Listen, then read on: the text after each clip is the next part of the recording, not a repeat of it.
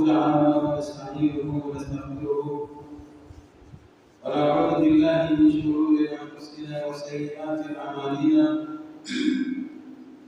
من يهده الله فلا مضل له ومن يضلله فلا هادي له واشهد ان لا اله الا الله وحده لا شريك له واشهد ان محمدا عبده ورسوله.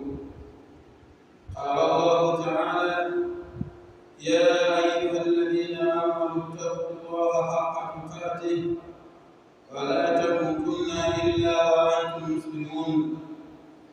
وقال تعالى: يا ايها الناس اتقوا ربكم الذي خلقكم من نفس واحده وخلق منها زوجها وبث منهما رجالا كثيرا ونساء واتقوا الله الذي تساءلون به والارحام ان الله كان عليكم رقيبا. وقال تعالى: يا ايها الذين امنوا اتقوا الله وقولوا قولا سديدا يصلح لكم اعمالكم ويغفر لكم ذنوبكم ومن يطع الله ورسوله فقد فاز فوزا عظيما. اللهم اجعلنا من الفائزين. عباد الله، اوصيكم واياي بتقوى الله عز وجل فقد فاز المتقون. Mzangu, nakuhusieni bila kusahau kuhusia nafsi yangu katika swala zima la kumcha Allah subhanahu wa ta'ala, sababu usia kwa uchamungu Allah subhanahu wa ta'ala aliwahusia waliopita kabla yetu na akawatuhusia pia sisi tulizopo katika zama hizi, kama vile Allah alivyozungumza katika Qur'ani kwamba walaqad wasayna alladhina min qablikum an ittaqullaha walaqad wasayna alladhina min qablikum wa iyyakum an ittaqullah, hakika tumewahusia wale ambao waliopita kabla yenu na nyinyi pia alittaqullah, mumche Allah subhanahu wa ta'ala.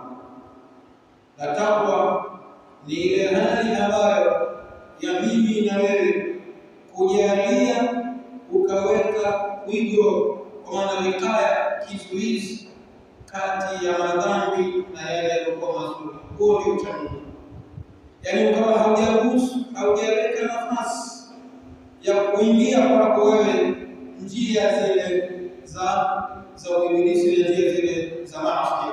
Huo ni uchamungu. Lakini zangu, uchamungu una maana pana sana. Tukisema maana pana kwa maana pana, unaweza ukaichambua uchamungu sio ndani ya mwezi mzima kwenye kila hotuba unaweza ukasimama ukazungumzia jambo hilo, kwa sababu yapo mambo mengi sana yanayofanya na yanayopelekea mimi na wewe tuweze kufikia daraja hilo la uchamungu. Mfano, kwa leo usia mambo mengi kwenu na kwangu mimi mwenyewe ni kuangalia namna gani tutafika kwa Allah subhanahu wa ta'ala hali ya kuwa tumeacha athari iliyokuwa njema katika maisha yetu. Kuangalia namna gani tutafika mbele ya Allah subhanahu wa ta'ala hali ya kuwa tumeacha athari katika maisha yetu sisi. Kwenye maisha yetu sisi zitafanya na zitapelekea kutuingiza katika uchamungu, na kwa rehema zake Allah subhanahu wa ta'ala na tawfiki yake ikawa ni sababu ya sisi kufaulu mbele yake Allah subhanahu wa ta'ala. Na hivi na haya ndiyo ambayo hata waliopita kabla yetu sisi, kwa maana mitume, manabii, masahaba, as-salihin, awliya, wote walipita kwenye njia hizo, walitembea kwenye nukta hizo mpaka Allah subhanahu wa ta'ala ikafika wakati wako kwenye mgongo wa ardhi, Allah akawaambia fulani, tunasema fulani fil janna, fulani fil janna, fulani fil janna, hivyo fulani mtu peponi, fulani mtu peponi. Na Mtume sallallahu akawataja kwenye kikao kimoja masahaba 10 pamoja, akawaambia wote hao wako peponi kwenye kikao kimoja. Maana yake ni kwamba sio wale 10 tu waliowataja, wako wengi na wengi na wengi katika masahaba. Nini walikifanya hawa mpaka ndani ya maisha yao? Yaani mtu inafikia hatua bado hajakufa, lakini anajua kabisa kwamba yeye na kazi yake ni mauti. Wewe na mimi, kitu gani ambacho tulichokifanya kwenye dunia hii ambacho kitakuwa kinakuwa ishara kwamba sisi ni katika watu wa kheri mbele ya Allah subhanahu wa ta'ala? Kipi unacho? Kama leo utasimama kwa Bwana, kila mmoja aseme alichokifanya mbele kwa ajili ya kuiokoa nafsi yake mbele ya Allah subhanahu wa ta'ala, wewe na mimi nini utasema? Sana Uislamu wetu unataka mambo mengi. Uislamu una mambo mengi ya kuyafanya, lakini zangu mimi katika hayo mengi ni basi kuna jambo moja kubwa ambalo linabeba vitu vyote lenyewe, ni swala zima la sisi kujitolea kwa ajili ya Allah subhanahu wa ta'ala. Sisi kujitolea kwa ajili ya Mwenyezi Mungu subhanahu wa ta'ala, yani tukatoa mali zetu kwa kutaka radhi za Allah subhanahu wa ta'ala, tukatoa nguvu zetu kwa kutaka radhi za Allah subhanahu wa ta'ala, tukautoa muda wetu kwa kutaka radhi za Allah subhanahu wa ta'ala. Na kwa kufanya hivyo itakuwa tumetengeneza biashara iliyokuwa bora sana kuliko biashara yoyote ambayo umeijua, ambayo inawezekana labda ungeenda ukafanya hiyo biashara alafu usifanikiwe. Lakini kwa biashara hii ya mimi na wewe tukajitoa kwa ajili ya Allah subhanahu wa ta'ala kwenye kuziokoa nafsi zetu sisi, kwa kujitoa na kwa kuyatoa yale ambayo Allah subhanahu wa ta'ala alitupatia sisi, kwa maana ya riziki, kwa maana ya mali, kwa maana ya muda, kwa maana ya elimu. Haya yote haya ni katika mambo ambayo yanatufanya sisi tuache historia iliyokuwa njema kwenye dunia hii. Allah subhanahu wa ta'ala ana maneno mazuri sana, na siku zote Allah huwa hana maneno ambayo tofauti na Allah, siku zote yanakuwa mazuri. Allah subhanahu wa ta'ala amezungumza katika Qur'an al-Karim, bila shaka aya ya 10 kwenye sura As-Saff. Allah subhanahu wa ta'ala anawauliza waumini kusema kwamba ya ayyuhalladhina amanu, enyi ambao wenye sifa ya imani, enyi waumini, hal adullukum ala tijaratin, hivi nisikujulisheni, hivi nisikufahamisheni biashara ambayo tunjikum min adhabin alim, biashara ambayo itakuokoeni nyinyi, itakuokosheni nyinyi na adhabu iumizayo. Kwa maana mbele ya Allah subhanahu wa ta'ala, na siku zote maswali ya Allah subhanahu wa ta'ala hakuna mwanadamu anaweza akajibu, bali maswali ya Allah anajibu yeye mwenyewe. Akaja akaelezea sasa Allah hii biashara ni biashara gani. Akasema kwanza, tu'minuna billahi wa rasulihi. Sifa ya kwanza kabisa hii, biashara ya kwanza ni kuingiza imani ya Allah subhanahu wa ta'ala na mtume wake Muhammad sallallahu alaihi wasallam katika mioyo yenu, kuingiza imani ya Allah na imani ya Mtume sallallahu ndani ya mioyo yenu, ambayo imani hii ikishaingia ndani ya mioyo, ndani yake kunapatikana kauli, ndani yake kunapatikana vitendo. Kauli zako, vitendo vyako vitasadikisha kilichopo ndani ya moyo wako. Allah akasema basi ni kumwamini Allah subhanahu wa ta'ala na Mtume sallallahu alaihi wasallam. Lakini akaendelea akasema, watujahiduna fi sabilillah, na mkakutumia muda wenu vizuri wa maisha yenu, mkaacha ahadi iliyokuwa njema katika kupambania dini ya Allah subhanahu wa ta'ala. Leo dini ya Allah subhanahu wa ta'ala inapiga mark time, yaani dini ya Allah inakuwa inazorota kwenye kuviendea vitu vya msingi na vyenye ubora mkubwa kabisa, kwa sababu sisi waumini hatujaingiza imani ya Allah subhanahu wa ta'ala na imani ya Mtume Muhammad sallallahu alaihi wasallam ndani ya mioyo yetu. Na kama tumeingiza, hatujaingiza uingizaji ambao unapaswa sisi kuushika na kuingiza uingizaji huo. Maana katika 100% unaweza ukapiga hesabu ukakuta tumeingiza kwenye 25% au 15%. Kwa nini? Kwa sababu leo haiwezekani, kuna mambo mengi ya kuyafanya kwenye Uislamu na Waislamu wenyewe ndio sisi, lakini mambo ya Kiislamu yanazorota, lakini mambo ya Kiislamu yanapewa nguvu kubwa sana, na sisi wakati mwingine ndio ambao tunasimama tukashajiisha, yani tukashawishi hivyo vitu viweze kusimama vizuri na watu wapate nguvu kwenye vitu hivi. Kwa sababu gani? Kwa sababu ya imani zetu ni imani ambazo zenyewe tumekuwa na imani ambazo tumekosa yakini kwa Allah subhanahu wa ta'ala. Tena Allah kaendelea kusema biamwalikum, lakini huku kujuhudia hii dini ya Allah biamwalikum, kwa kutoa mali zenu, pesa.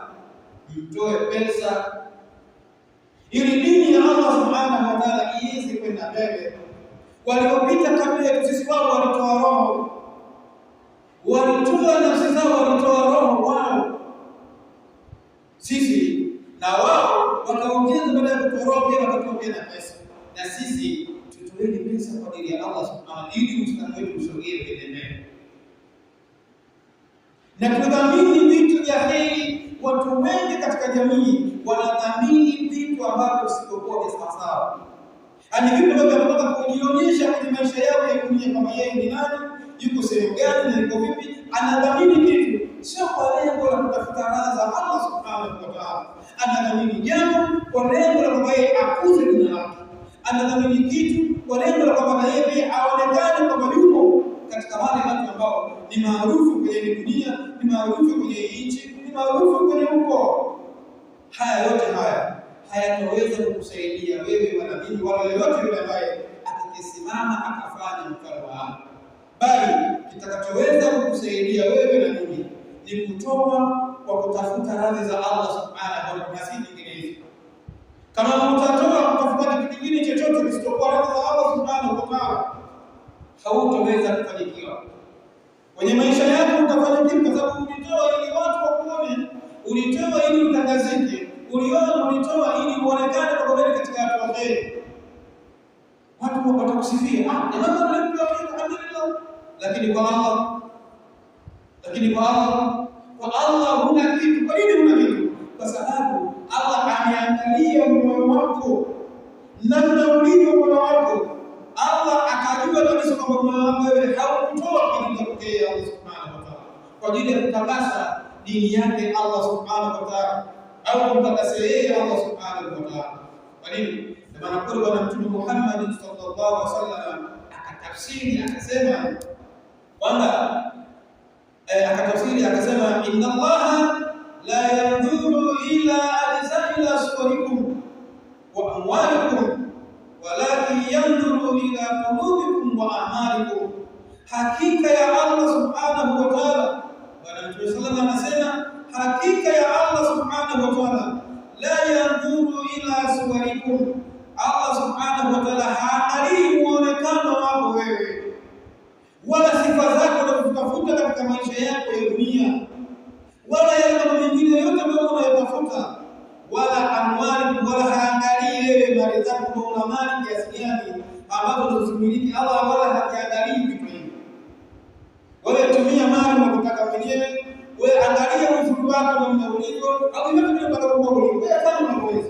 Lakini Mtume sallallahu alaihi wasallam anaendelea anasema ya kwamba walakin yanzuru ila qulubikum wa a'malikum, lakini Allah subhanahu wa ta'ala anaangalia mioyo yenu, wa a'malikum, na matendo yenu mnayofanya.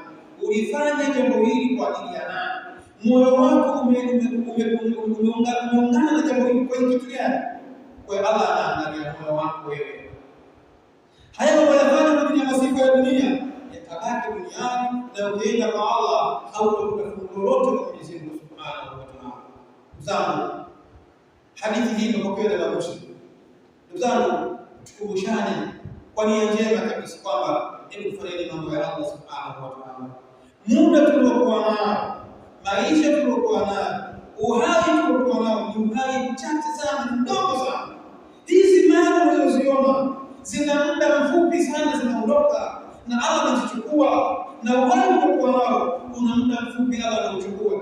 Nini ungefanya kwa ajili ya Allah Subhanahu wa Ta'ala kwenye kuiokoa nafsi yako na kutarajia radhi za Allah Subhanahu? Kitu umefanya. Zama hebu turudi kwa Mwenyezi Mungu Subhanahu wa Ta'ala. Kwa hiyo watujahiduna fi sabilillah wa amwalikum, kwa mali zenu, wa anfusikum, na nafsi zenu pia mjitoe kwa ajili ya Allah Subhanahu wa Ta'ala. Kwa kufanya hivyo mtakuwa tayari mnatengeneza nguvu kubwa ya Uislamu. Kwa maana pale panapotakiwa wewe kutoa mali, na mali unazotoa kwa kadiri ya haja, kwa kadiri ya kiwango chako kwa Allah. Na siku zote yule ambaye aliyekuwa ni mchache wa mali na akitoa kichache, daraja lake litakuwa kubwa sana kwa Allah Subhanahu wa Ta'ala, kuliko yule ambaye aliyetoa kichache hali ya kuwa ana pesa nyingi. Mfano Allah Subhanahu wa Ta'ala, wewe amekumilikisha mali milioni 100, yaani una pesa milioni 100, lakini kuna jambo la Allah Subhanahu wa Ta'ala linataka lifanywe, kwa maana ima msikiti au madaris au chochote kile katika vitu vya Allah, ima mali, kwa maana kuchimba visima katika nyumba za Allah na sehemu mbalimbali za mayatima na kuhudumia mayatima. Huyu anamiliki shilingi 10,000, yeye akatoa shilingi 2,000. Wewe unamiliki shilingi milioni 100, ukatoa shilingi milioni 1. Haifanani na wala haiendani kabisa. Huyu anatoa shilingi 2,000 kwenye 10,000 ana daraja kubwa sana mbele ya Allah Subhanahu wa Ta'ala kuliko yule ambaye anatoa milioni 1 kwenye milioni 100. Zama lengo ni nini? Lengo ni sisi kuto kujisahau katika dini yetu. Dini yetu leo ina mambo mengi ambayo yanahitaji nguvu zenu nyingi wawili, yanahitaji nguvu zenu nyingi watu wa kheri, kufanyeni mambo ya kheri, jambo mengi. Wal asri inna al-insana lafi khusr illa alladhina amanu wa amilus salihati wa tawassaw bil haqqi wa tawassaw bis sabr. Barakallahu li wa lakum fil Qur'an. رفعني وإياكم بالآيات والذكر الحكيم. أقول قولي هذا وأستغفره إنه هو الغفور الرحيم وهو البر الكريم. الصلاة والسلام على رسول الله صلى الله عليه وآله وسلم وبعد. Shukrani zimwendee, shukrani kwake Allah Subhanahu wa Ta'ala, na yeye alistahili. Lakini rehema na amani zimwendee Bwana Mtume Muhammad sallallahu alaihi wasallam na masahaba zake na hali zake na wale ambao walikuwa as-salihin al-awliya. Allah atubariki tu miongoni mwa watu ambao as-salihin al-awliya na mtaqwa. Zangu usia wangu wa pili haukwenda mbali kwenye usia wangu wa mwanzo. Nini umekifanya kwa ajili ya Mwenyezi Mungu Subhanahu wa Ta'ala? Athari gani uliyoiacha? Wewe umeacha athari gani kwenye ulimwengu? Na uchukue mfano wa wale watu waovu kwa athari zao kuziacha, na vinaendelea kutumika yale mambo yao maovu mpaka leo yanaendelea kutumika huko waliko wao wakoje. Manake wanaingia kwenye wanaishi kwenye maisha mazito magumu sana. Lakini chukua mfano ya watu waliofanya mambo ya kheri huko waliko wao, wanaishi kwenye maisha mazuri sana. Mfano wako wengi, lakini namtolea mmoja katika masahaba.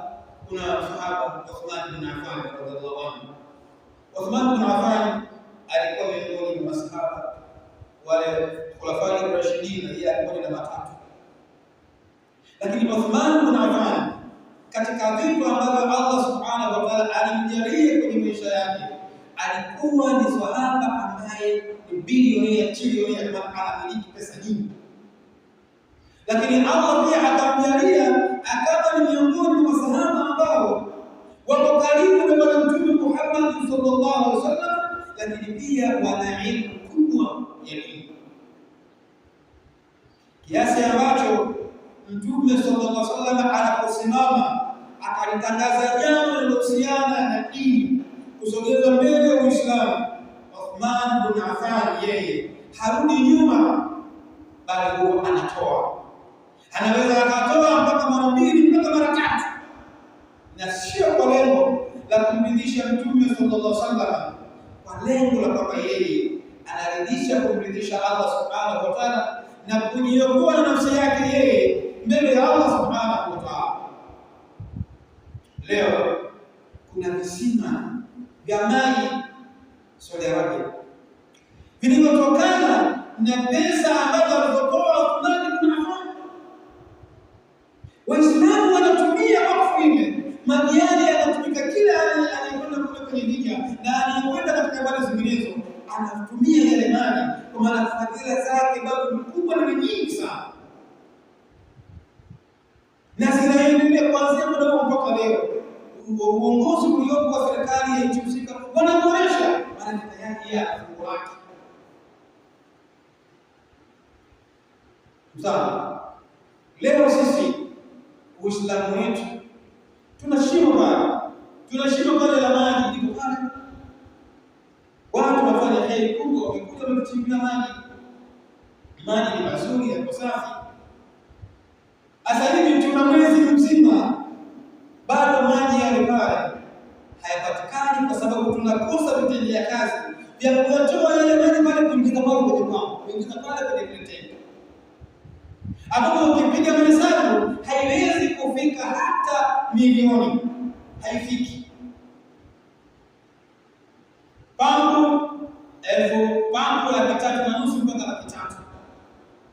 Alafu bomba la kutoka chini kuja juu 130,000, maana yake ni kufanya 480,000 kwa 3.5, 480,000. Waya ule kutoka pale ile nyaya kutoka pale chini mpaka kuja juu, waya umeme ni wastani wa 120,000 kufanya wastani wa 600,000. 600,000 Waislamu tuliopo kwenye maeneo haya tunaweza tukachukua muda gani kuchanga 600,000 mpaka kupata ile jamii tunayofanya na yale? Hii ni pesa ndogo sana, ni pesa ndogo sana kwa wale ambao walikuwa nao, lakini ni pesa nyingi sana kwa wale ambao mimi naweka hatuna. Lakini mimi ninachozungumza kwa nini? Sababu ni watu wa kheri ambao Allah subhanahu wa ta'ala kuchagueni nyinyi kuingia kwenye Uislamu, na haya mambo ya kheri yapo kwa ajili yenu nyinyi kuyafanya. Kwa yoyote yule ambaye yuko tayari kuyafanya yale mambo ya kheri, ayafanye kwa ajili yake yeye mwenyewe, sio akabidhi pesa anunue alete, watu watafanya, watasimamia, wataingiza pale, fundi yuko watafanya ile kazi. Lakini kama hakuna katika sisi tuliopo hapa msikitini, watu wengine nje na hapa msikitini, basi hii nafasi yao katika watu wa kheri, wasiache kufanya haya mambo ya kheri, kwa sababu wale watu wanapokuja pale kutia huko na sisi wengine tunakuja kutia huko, mtu akienda uwani kula akatumia yale maji, bado wewe unanufaika asilimia kubwa kuanzia 10 kwenda mbele. Lakini mwanadamu ana jinsi alivyo. Leo natangaza jambo la kheri kama hili, yatasema bana, si kuna madhamini bwana. Naona mwanadamu sasa asema si madhamini mambo swali. Kama madhamini wangu ningekaa bila shingo bila mwezi mmoja sasa, bila shingo ningekaa mwezi mmoja nao. Kama madhamini ni Allah, hakuna mdhamini katika wanadamu. Mdhamini katika madhamini ni Allah subhanahu wa ta'ala, si wanadamu. Allah yupo, lakini kama unakusudia wanadamu hakuna mwenye kudhamini vitu vile. Watu wanadhamini vitu vingine vyenye kuwaletea wao masifa na vyenye kuwaletea wao mifumo yao mingine kuongeza maridhaa, na sio kudhamini mambo kama haya ya maji ili Waislamu waweze kutawadha, wakienda uwani waweze kutawadha, waweze kusafika vizuri kwenye msikiti, ibada zao zile. Hawezi kudhamini vitu kama hivyo. Lakini kwa mambo mengine sio kwa wanadhamini. Tena mtu mmoja anatokewa ameiona kwa chini anadhamini, au kama sio mgeni anatoweka chini imeisha, akitoka pale ana kila kitu kinafanyika. Lakini mwanadamu ujanja wake wote Mwanadamu ndio wake wote. Leo anashinda kuyafanya yale kwa sababu yuko hai na afya yake anayo, anashinda kufanya zile kheri. Siku ya siku akamwambia Allah kwenye sura Munafiqun, Allah anarekodi maneno ya wale ambao hali zao zitakuwa ngumu sana, ambao Allah subhanahu wa ta'ala amewaridhisha mali na pesa nyingi na wao wanao uwezo wa kusimama katika kuyafanya mambo ya kheri kwenye misikiti na sehemu mbalimbali, lakini hawafanyi. Wakifanya wanafanya kidogo, alafu kwenye sehemu zingine wanafanya kikubwa zaidi, mara 18 ya kile walichofanya msikitini. Sasa Allah anasema hivi, siku ya siku uhai wako wewe mwanadamu unapofika mwisho utakuja kusema haya maneno. Allah anasemaje? Anasema kwamba ya ayyuhalladhina amanu la tulhikum amwalukum wala auladukum an dhikrillah wa man yaf'alu dhalika fa ulaika humul khasirun. Allah anasema wa anfiqu mimma razaqnakum min qabli an ya'tiya ahadakumul maut wa anfiqu mimma razaqnakum, toweni miongoni mwa vile vitu ambavyo Allah subhanahu wa ta'ala amekuruzukuni, amekupeni. Baadhi ya ile sehemu, toa chochote kinachofaa, toa. Tena min qabli an yati ahadakumul maut, kabla nyinyi mauti hayakufikieni, kabla mmoja yote mauti hayakufikia. Fayaqula rabbi, kupitia huu mauti huu ambao mwanadamu atafikiriwa nao na ameacha kuyafanya mambo ya kheri wakati ana akili timamu, wakati ana uwezo mkubwa wa kuyafanya na kufanya kwa shetani alikuwa anamjaribu na yeye mwenyewe kujisikia bila anajisikia mwenyewe, akasema fayaqulu rabbi laula akhartani ila ajalin qarib, Allah nicheleweshe mimi kidogo kwa dakika chache tu, ila ajalin qarib, dakika chache, fa asaddaqa wa akun minas salihin, niende nirudi duniani nikatoa sadaka nyingi miongoni mwa watu wa kheri. Wakati unazungumza mambo haya tayari uhai wako umeshaisha, hakuna tena kheri nyingine ambayo unaifanya na ile mambo yake umeshaiacha tena. Sawa, Allah atampa majibu huyu mwanadamu, atamwambia la yuakhiru Allahu nafsan idha jaa ajaluha. Allah subhanahu wa ta'ala hawezi kuichelewesha nafsi ya mtu, kuiondosha kwenye maisha ya dunia na kuipeleka kwenye maisha mengine, kwa maana ya kifo, isipokuwa baada ya kuwa tayari muda wake ushafika. Allah haicheleweshe nafsi. Bana, tuondoke, unachukuliwa, unaondoka, muda tena wa kurudi kuyafanya yale mambo ya kheri kwenye maisha ya dunia huna tena, na Allah hawezi kukupa hicho kitu. Baada ya kusikia hotuba hii na kuyasikia maneno haya ya Allah subhanahu wa ta'ala, wewe ambaye umepewa nafasi ya namna yoyote, fanya ile jambo la kheri, ambao uko hapo unitazama, ambao hauko hapa pia uko nje na hapa, fanya ile jambo la kheri. Nunua vitu, lete, nunua pambo, lete, nunua bomba la maji mito kutoka chini mita 100, lete baba, nunua nyaya ya umeme, weka mafundi bado tunazunguka nao tayari, nunua vitu, lete. Kama unaona ukitoa pesa watu watakula pesa, nunua vitu, lete, watu wafanye kazi. Msikiti leo nimeingia uwanja kule, yani kumekuwa kabisa na watoto wote tulikuwa nao. Sasa tuna watoto wengi, na ninyi mnajua tuna watoto wengi, tumeanza watoto watatu, lakini leo tuna watoto wengi zaidi ya 50 na kwenda mbele, ni wengi sana, kiasi ambacho unakwenda uwanja huo unakuwa unachafuka, chooni unachafuka, hakuna maji, na huwezi ukakaa kwa wazee watoto wasende chooni, haiwezekani. Unafanyaje? Lazima waruhusu watoto waende chooni wakajisaidie, wakaenda kwa maji, hamna maji, watoto watafanyaje? Haya, leo serikali la kadara Allah asaidie, inawezekana serikali ile ikakagua ikakuta hali ile ilikuwa chooni, wewe na mimi tutakuwa kwa hali gani? Maana kituo kitafungwa. Kama kituo kitafungwa, tutakuwa na faida gani wale mjenga hichi kituo? Tutakuwa tuna faida gani ya kukisimamisha hichi kituo? Kituo kitojengwa kwa mamilioni ya hela, leo tunashinda 600 kusimamisha maji pale, maji yafanye kazi. Sawa, ninazungumza kwa hisia, haina maana na kufokeni, la, lakini ninazungumza kwa hisia, yani kuona kama wapo watu wa kheri, Allah amemilikisha mali na pesa nyingi, lakini wanazitumia katika njia ambayo sio sawa, wanaacha kutumia mambo ya kheri haya. Tunaenda wapi mzamuni katika imani? Wapi tunaenda sisi? Wewe ambaye unakaa kumsubiria mdhamini wewe kitu gani unachokifahamu? Umedhamini nini sasa? Umedhamini nini? Kipi ulichokidhamini? Unapokaa unasema unamsubiria mdhamini gani? Mdhamini ni wewe. Unamsubiria mdhamini upi? Zangu, tufanye mambo ya kheri. Sisi tujitahidi kufanya, kwa sababu tutakapofanya Allah subhanahu wa ta'ala ataona, kama Allah mwenyewe alivyozungumza kwenye Qur'an. Wa qul i'malu fasayara Allahu wa rasuluhu wal mu'minin.